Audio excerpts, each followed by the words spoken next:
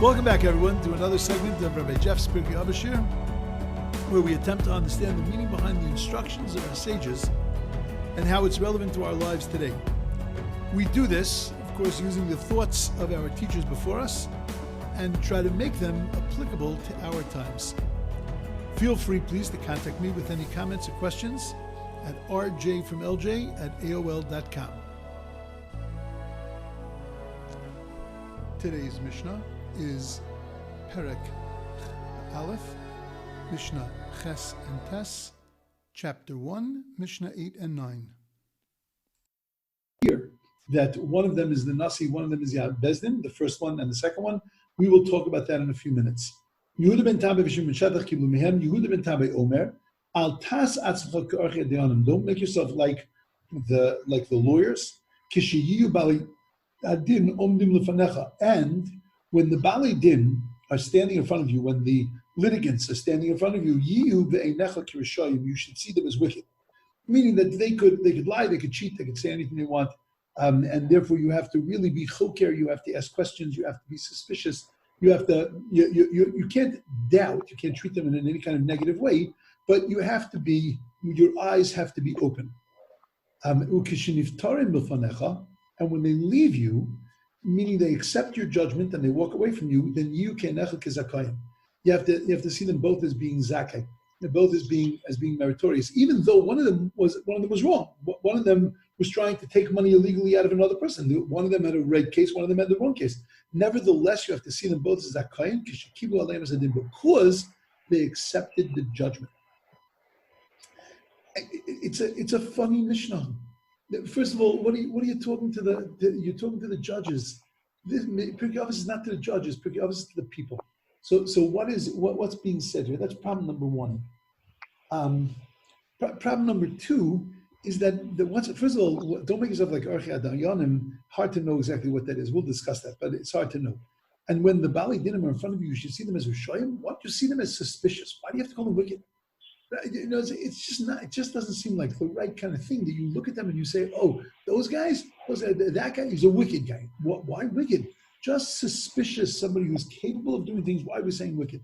And then we go to the opposite extreme when they walk away from you. So then you have to look at them as if they were zakayim, but not because not because they were both right, but because, and it sounds very self-serving, because they accepted your judgment. And they liked what you said, so then therefore, you know what, you can accept them. You have to see them as zakayim.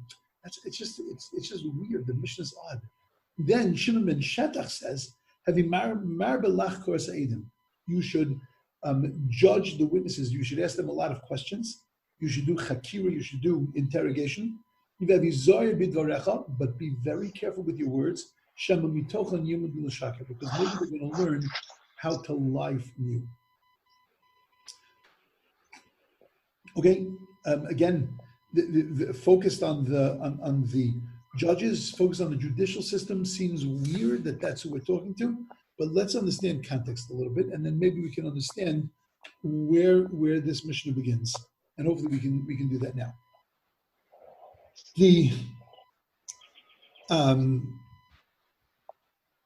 These two, Shimon ben Shattach and Yehuda ben Tabai, were two major personalities in the judicial system. In that period of time, this was during the time of Yanai, of King Yanai. This was still during the time of the temple, and they played a tremendous role in developing the rabbinic system of judges. So there's a Gemara that tells us that there was a case of 80 witches, and the 80 witches were found guilty, and Shimon ben Shattach ruled that they all had to be killed on the same day, which is a capital crime, and that they had to be killed on the same day. Now, usually you don't do more than 2 capital cases on the same day, so that each one will receive the appropriate kind of considerations and to find a reason to acquit. So we don't do more than 2 capital cases in one day. Here he decided to do 80 capital cases in the same day. And he flew in the face of the fact that there was a majority opinion that felt that women are not hung. In other words, we don't give all capital punishments to women, and we don't hang them. And so the question, of course, is that why did Shimon ben Shattach rule that these women should be hung. These 80 witches should be hung because it was an extrajudicial decision. It was an Eis Lasos Hashem, a time to act for God. Sometimes you have to go against the Torah. That the time required it, meaning that he needed to establish himself as the leader. He needed to establish the Torah as being the leader. He needed to establish that certain of these things were wrong and capital crimes, and he needed to get the country back on its feet. And therefore, and to get it back on its feet in its respect for judges and for the Torah system, which we'll see why that it wasn't so easy. And therefore, the Gemara says that he ruled this way. He was very, very much in the lines, but over here he felt that he had to make a point, and because he had to make a point, then he had to kill them. Look, there was a time Shimon ben Shetach said that I can't judge this case, a particular case, because there was a fellow running with a knife and he ran after another fellow. He ran into a building and then they found a dead guy and they found him with a bloody knife. But they couldn't try the case in the court of law because you have to witness the action happening, and they couldn't see the action happening. So he said, we can't do it. We can't judge her. Even though, again, he was trying to establish the Torah law, but he couldn't. There were lines. Over here, he felt that he needed to bend those lines in order to be able to make a point. In actuality, the case didn't really work out so well for him, because in the Talmud says, first of all, the Talmud says that they branded him as somebody who has impulsive hands. To kill 80 people in the same day, that's pretty wild. We don't kill one person in 70 years. To kill 80 people in one day, that was considered a little impulsive. According to the rabbis, they felt it was impulsive. The truth is, he was right. He needed to do this. However, there was tragic consequences. And the consequences were that these witches, that some of the colleagues of these witches accused his son. They wanted to get back at him, so they accused his son of a capital crime, and they found him guilty, and they wanted to put him to death. So they brought him out. The Sanhedrin had found him guilty, so they took him out to be put to death. And as they were taking him out, the witches confessed that they had lied. So Shimon ben Shetach said that if that's the case, so then this whole case should be thrown out. And his son said to him that you can't do that because we have another law. And the other law is that once you have told your testimony and the testimony was accepted, you can't undo that testimony. The case was judged, and they were put to death. You can't. They were meant to be put to death. You can't undo that. And if that's the case, his son said to him, "You need to kill me. You need to follow through with this punishment, because otherwise, people are going to look at the laws and the lawmakers as being very, very self-serving and subjective. And therefore, the law has to stand above all other considerations." That's a pretty incredible event. Yehuda ben Tabai also had an event. So Yehuda ben Tabai, in their time, there were many tzdukim. The tzdukim, the Sadducees, were the ones, we spoke about them, and we're going to speak more about them, but the Sadducees were the ones who believed in the written Torah and not in the oral Torah. And they were, I'll tell you a classic difference between the Sadducees and the Pharisees. It's coming up now. The Torah says, "Mimachras Shabbos tispru chamishim yom." The day after Shabbos, you should count 50 days. Now, that's Sfiras HaOmer, the counting the Omer from Pesach to Shavuos. Now, the only problem is the Torah says, "Mimachras Shabbos," and the day after Shabbos, you should count 50 days. Why the day after Shabbos? Pesach was not on a Shabbos. That's not when we left. We left on a Thursday. So why are we saying Mimachras Shabbos? So we say that the first day of Shabbos was considered, the first day of Pesach was considered like a Shabbos day, because it was Yom Shekula Shabbos, the day of miracles, and therefore was considered like a Shabbos day. And if that's the case, so then the Torah is telling us from the day after that Shabbos, in quotation marks, right, the day after that incredible day, that's when you start counting 50 days. And that means on the second day of Pesach, we start counting the Omer. 50 days later, that's when Shavuos is going to be. Now, the Sadducees don't have the oral tradition. So for them, when it says Mimachras Shabbos, by them it's on Sunday, the day after Shabbos. So if Pesach starts on a Thursday, so they're going to start counting Sfira not on Saturday, they're going to start counting Sfira on Monday, because it's on Sunday, because Mimachras Shabbos, day after Shabbos, that's when Tispur Chamishim Yom. So if Pesach falls on a Sunday, we'll start counting Sefirah on Monday. They will start counting Sefirah 7 days later on Sunday. And therefore, our Shavuos is going to come out very differently, us and the Sadducees. We spoke about the Sadducees also. The difference between the Pharisees and the Pharisees was also about the way that the sacrifice was done on Yom Kippur. Now, all of these were just tips of the iceberg. Everything, because they didn't have any rabbinic interpretations. They didn't have any of the truashos that we have, and therefore there were tremendous differences between the Pharisees and the Sadducees, and there was tremendous tension between the Pharisees and the Sadducees. There's another difference that we have. We know that when two witnesses walk into court and they say, we saw Bob kill Bill on a certain day, so then we accept their testimony. Well, we check it out, obviously, we do it, and then we accept the testimony. If two other witnesses come into court and they say, wait a second, Bob couldn't have seen, these witnesses could not have seen Bob kill Bill because these witnesses were up in Chicago on that day. And therefore, they could not have witnessed this event happen. It could very well be it happened. It could very well be that Bob is guilty. But they couldn't say that Bob is guilty because they were with us in Chicago on that day. That's called Eidin Zomimin. That is called a special kind of edus, a special kind of testimony, which what happens there is vasisam lekasha zaman, that you do to the witnesses that which they tried to do to the defendant. They tried to get the defendant killed, and therefore you do to them exactly what they tried to do to the defendant. There is a Pharisee-Sadducee argument as to whether you do this vasisam lekasha zomam lasos lechov, that you do to them that which they attempted to do to their brother, which means that if they attempted to get him killed, they get killed. But if they actually got him killed, if the case was over and they got him killed, even though they're found to be an Zoman afterwards, nothing you can do about it. The guy's dead already. They don't get killed. They only get killed if they get caught before the guy is put to death. That's the Pharisee way of understanding it. The Sadducee way of understanding it is just the opposite. That vasisam leikasha zamam lasais le'echav, that you look at it, what they did. So if they only attempted to try to kill him, then that's not going to be enough to kill them, the lying witnesses. But if they actually got the guy killed, so the defendant killed, so then they themselves have to be put to death. So Yehuda ben Tabai had a case, and he wanted to make a point to the Sadducees, so he ruled with an iron fist, and he said, this guy has to be put to death, and they put him to death, even though it was like the Pharisees, like the good way, and everything was perfect.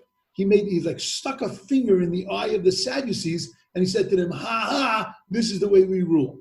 Yeah, there was only one small problem. We also know that you can only kill Eidim Zomin if they are Eidim Zomin. There has to be two of them. If one of them is found to be an Eidim Zomin, so let's say two witnesses come into court and they say, well, we don't know anything about Harry, but we do know that Sam couldn't have been a witness because he was with us in Chicago. So they've destroyed that group of witnesses, but they have not turned them into Eidim Zomin because you need to be amazing both guys. You need to make both guys, both witnesses, into Eidim Zomin. So Yehuda ben Tabai, in his haste to stick a finger in the eye of the Sadducees, made a terrible blunder. And his blunder is that he killed a person illegally.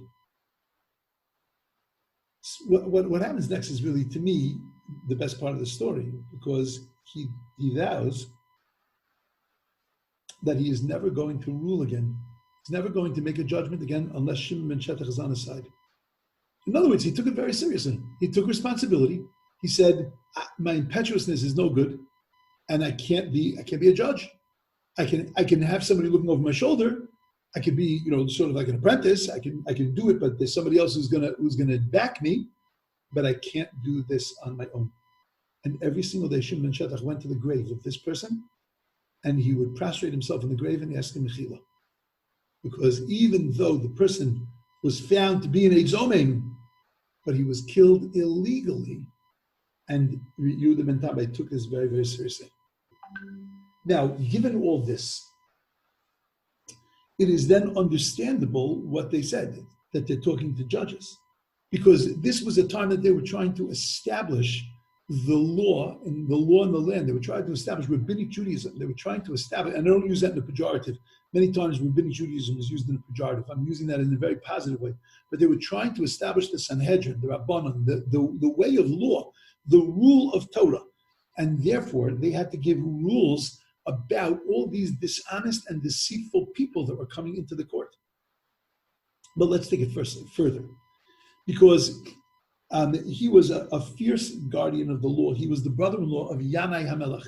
Yanai HaMelech was one of the Hasmonean kings ultimately from the Maccabee family, and they established themselves as kings in not in a good way, but established themselves as kings after the story of Hanukkah. They usurped the kingdom. They were not allowed to be kings because they really ultimately were from a family of Kohanim, and therefore they only from the tribe of Judah are you allowed to be kings. Nevertheless, they took over. And that was his brother-in-law. His wife was the king's wife was the sister of Shimon ben Shetach. Now the problem is that he once had a case with Yanai, and the king's slave ended up killing somebody. So Yanai had to come to court. So Yanai comes to court, and being the person that he was, he sat down in court. Now you're not allowed to sit down in court. So Shimon ben Shetach said to him, "You have to stand up," and the king said no. And Shimon ben Shetach was not afraid of anybody. He was not afraid of his brother-in-law, was not afraid of the king, was not afraid of anybody. If it's right, it's right. And as we're going to see in a little bit, that he was, again, a fierce guardian of Torah and of the law. So he says to his brother-in-law, to King Yanai, that he has to sit up. So he has to stand up, and he says no. So Shimon ben Shetach turns to the Sanhedrin, and he asks their opinion. And every single one of the members of Sanhedrin lowered their head because they were all Saddukim, they were all Sadducees. And therefore, they were all sort of in with the king, and they didn't want to say anything. As it turns out, that Shimon ben Shetach Yanai HaMelech was so incensed by this that he ended up killing many of the rabbis. And it happens to be that because of this rule, because of this, they made a rule that a king is not allowed to judge or be judged, and testimony can't be accepted against him. Okay, but that's like a side thing. So he went on a rampage and he started killing rabbis. So even Shimon ben Shetach, his brother-in-law, had to get out of there. So he ran down to Egypt. So eventually, Yanai liked the tzaddukim, but on his deathbed, he told his wife that she should hang out with the rabbis because the rabbis can be trusted; they're not hypocrites. So even in the end of his days, Yanai HaMelech understood how terrible the Sadducees were. The Sadducees weren't just that they had an off philosophy, but that it really affected their entire personalities. When he died, Shimon ben Shetach sent for the rabbis, and he sent for Yehuda ben Tabai to come back. When Yehuda ben Tabai came back, he made him the Nasi, and Shimon ben Shetach became the Av Bezdin. If you look at these two Mishnayos, the first one is Yehuda ben Tabai, the Nasi, and the second one is Shimon ben Shetach, the Av Bezdin. Only problem is that after Yehuda ben Tabai made his mistake, and he ended up killing the defendant illegally, so then they switched, and because he wasn't going to rule anymore. So therefore, Yehuda ben Tabai became the Av Bezdin, where Shimon ben Shetach became the Navi. Alexandra took over. Alexandra the Malka took over, and she ruled after Yanai died. Shimon ben Shetach was the de facto ruler of the Jewish people. He spent a lot of energy removing the tzdukim one by one. So we would call the tzdukim, he would ask them to rule on something, and then he would ask them for proof where it comes from the Torah, but they couldn't give that. So therefore he was able to get rid of them, and one by one he removed them, and one by one he was able to reestablish Torah law back into the Sanhedrin. One of the things that the tzdukim wanted to do was that they only wanted the priests to be educated. And Shimon ben Shetach established the system of education. Do you ever look in the Torah and wonder that there is no such thing as Jewish school in the Torah? Do you ever notice that? There's no provision made for Jewish school, which means that anything that we do inside of our school, our educational system, is based on certain principles, perhaps that we're culling from the Torah. Torah doesn't say a word about educational system, doesn't say a word about schools. So what did Shimon ben Shetach do? Shimon ben Shetach understood that it was necessary, because there were a lot of orphans, that it was necessary to teach. Because what's the Torah system of teaching? Vishinadam levanecha, teach it to your kids. It's parent to child, parent to child, parent to child. That's the educational system. One parent, one child, or two children, whatever, 17, whatever. But it's 1-to-1. It's a family affair teaching. But Shimon Shetach looked at it and said, but there's a lot of orphans. So what are we going to do with the orphans? So they decided to set up like regional schools for the orphans. Yeah, but the kids with dads looked at that and said, "Oh, that's a good idea, right? We could send our kids there also." So they started sending their kids to those schools also, and then eventually they started to set up schools in like every chutzner and every courtyard, and he established an educational system for the Jewish people. Okay, so the Shimon Shetach was a fierce warrior for the furtherance and the continuance of the Jewish people. Just tell you an interesting thing, that there were grains of in Shimon Shetach's time. It says that there were grains of wheat that were the size of beans or the size of eggs. The only problem with that is that there was another famous story that happened in the time of Shimon Shetach. And what was that famous story? The famous story was Choni Amagel, Choni the circle drawer. One day I will go through the whole story of Choni Amagel because it's just a beautiful story, but it doesn't make a lot of sense. Listen to Choni's name. You know, a lot of times rabbis are given their profession. They're called, the nafcha, right? We give the profession, we talked about this the other day, or the place that they come from. So what was this guy's profession? It was Choni Hamagel, the circle drawer. What exactly is a circle drawer? Which college do you go to get a degree in circle drawing? Well, what does it mean? He drew circles. You should go, you need a circle? You should go hire Choni. Like what I don't understand what that means that he was a circle drawer. Clearly, to call him Choni Hamagel, there was something the Gemara was telling us, and there is, just not for today. So anyway, Choni Hamagel, it starts to rain. They call Choni Hamagel. He goes up on the Temple Mount, near the Temple Mount. He draws a circle, stands inside a circle, says to God, "I'm not getting out of here until it rains." It was a famine, terrible time, nothing to eat. So I'm not getting out of here until it rains. Okay, so it starts to drip a little bit. Choni Hamagel looks up at God and says, "That's not what I was talking about." So God lets it down, rains cats and dogs. Choni Hamagel says, and that wasn't what I was talking about either. And I'm only paraphrasing a little bit, by the way. He actually spoke in very strong language to God, and he said to him, that's not what I mean. And God made it rain good, and everything was fine, and everybody lived happily ever after. Shimon ben Shetach sends him a message, and he says to him, that if you weren't Choni Hamagel, I would have shut you down. How could you talk to God like that? But it seems like God accepts the way you talk to him, because he listened to you, and therefore I can't say anything about you. Okay. The only problem is those two stories contradict each other. One is saying that in the time of Shimon Shetach there was great abundance, and then the other says in the time of Shimon Shetach there was terrible famine, terrible drought. So I think that the Teretz says is that we're talking about the two periods of Shimon Shetach's life. In the beginning of Shimon Shetach's rule, it was all about Sadducees, it was all about Tzdukim, and that's what these Mishnayos are talking to. These Mishnayos are talking to dishonest people. These Mishnayos are not talking to judges. That's one place we had to meet this dishonesty. It's talking to you and I in shysters. When you come across a person, you have to be trusting on the one hand, but you have to be discerning on the other hand. You got to listen carefully to what a person's saying. You got to be careful not to say things that will teach them how to lie. You got to be careful not to step over a line, but you got to be careful. Don't be so trusting in the sense that you become vulnerable. You have to listen with an ear open. When they're standing in front of you, they have to be like Rishoyim. They're capable of anything. But when they leave you and they are accepting of Torah, they are accepting, that's the biggest thing. They don't have to be religious, but that they're accepting of Torah. So then that's enough. That's what we're looking for in people. Be accepting of Torah, then you grow however you want to grow. And that's Kishakilu Aleim Asadin. That's what he was saying at the end of the Mishnah.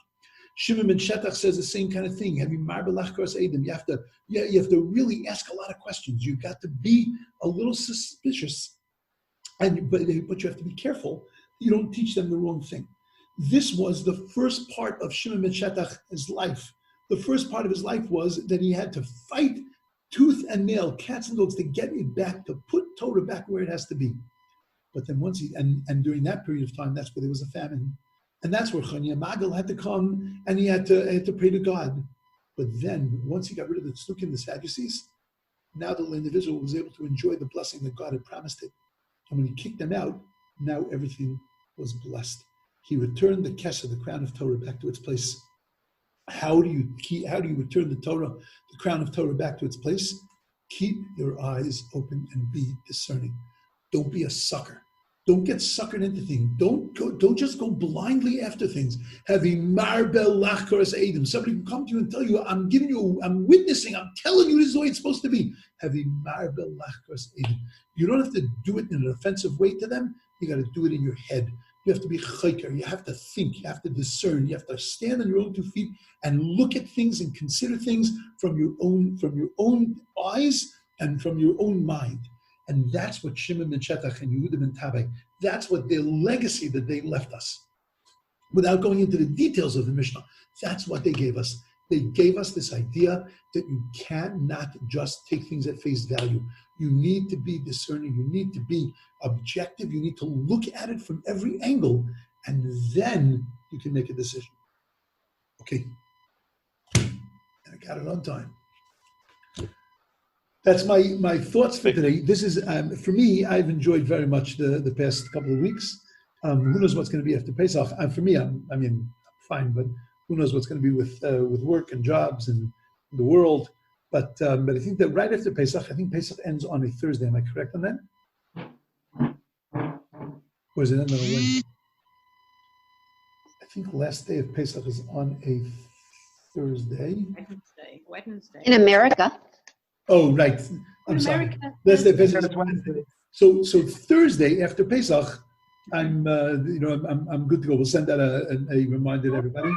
But I'd be good Thursday after Pesach, and we'll come back to this Mishna. I have some details that we have to deal with here. And again, if nobody minds, I'm going to use the WhatsApp just to send a link to Shabbos Agora Drashos, some other Shiurim. You listen to them, you don't listen to them. It's also great. But it's up on our chat already. The Shabbos Agora Drasha is up on the chat. Oh, it's up on the chat already. You're at Saturday. Yeah. Part 1 and part 2. Yep. Yes. Wow, amazing.